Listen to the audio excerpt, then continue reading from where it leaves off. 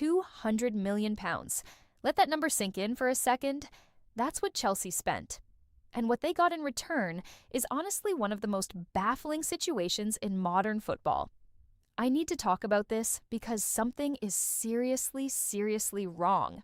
Quick hello, if you're new, I'm Sarah, this is Today with Sarah, and we talk transfers like you talk to your group chat.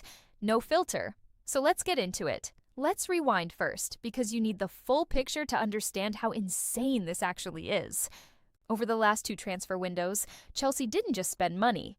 They obliterated the market. Young talent, proven internationals, future superstars, all hoovered up under one ownership project that promised to build a new dynasty at Stamford Bridge. The spreadsheet alone should terrify every other club in the league.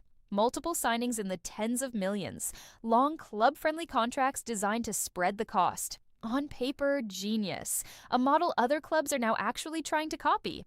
And £200 million later, here's the part that should be ringing alarm bells everywhere. Chelsea are sitting in a position on the table that does not match a single penny of that spend. Think about that for a second. £200 million, and the squad still looks unbalanced, still looks confused, still looks like a group of genuinely talented individuals who have no idea how to function as one team. And here's the part nobody's talking about enough. This isn't a talent problem. I want to be crystal clear about that. This is not a case of Chelsea signing bad players. These are good players. Some of them are excellent players. So if the talent is there, what on earth is going wrong? Stick with me, because this is where it actually gets interesting. Multiple sources inside the club, and these are consistent across more than one outlet now, which tells you it's not just noise, are pointing to one core issue: identity. Chelsea do not have one. Every transfer window brings a different profile of player, a different tactical idea, sometimes a completely different manager with a completely different philosophy.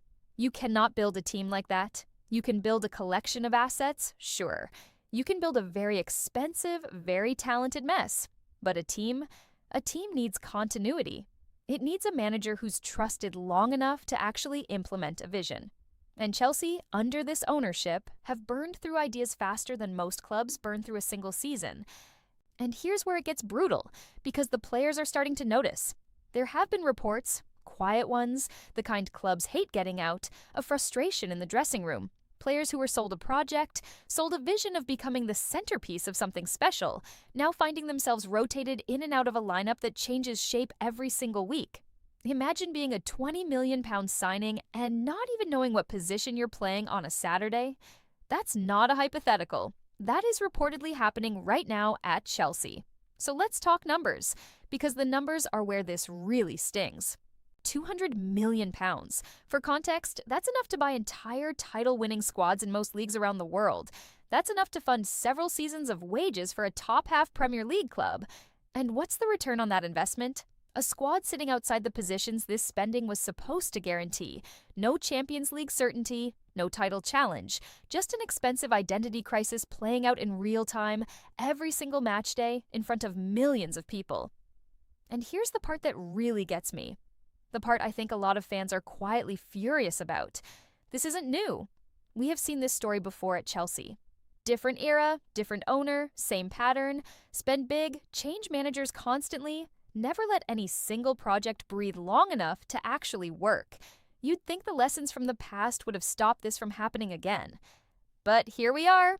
Same movie, new cast. So what happens now? Because this is the question everyone inside that club has to be asking themselves. Option 1. They finally commit. They pick a manager, they back him fully, they stop the constant churn, and they give this incredibly expensive squad the one thing it has never actually had: time. Option 2. And honestly, given the history, this feels more likely. They panic. Another managerial change, another reset, another transfer window spent papering over cracks instead of fixing the foundation. And if that happens, we could be sitting here in 12 months having this exact same conversation with an even bigger number attached to it.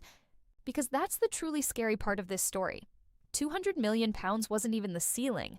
There's more spending coming. There's always more spending coming. And if the underlying problem, the lack of identity, the lack of patience, the lack of a coherent plan, never actually gets fixed, then more money isn't the solution. It's just throwing fuel on a fire that's already out of control. This is bigger than just Chelsea, too, if you think about it.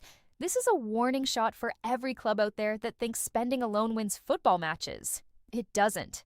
It never has. Money buys talent. It does not buy chemistry. It does not buy patience. It does not buy a clear identity on the pitch. And until Chelsea figure that out, £200 million is just going to keep looking like 200 million reasons for concern.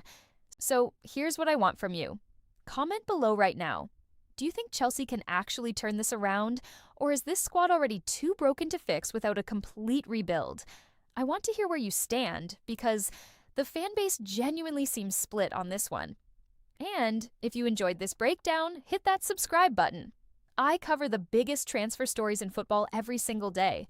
And trust me, with a club spending like this, we are not done talking about Chelsea anytime soon. See you in the next one.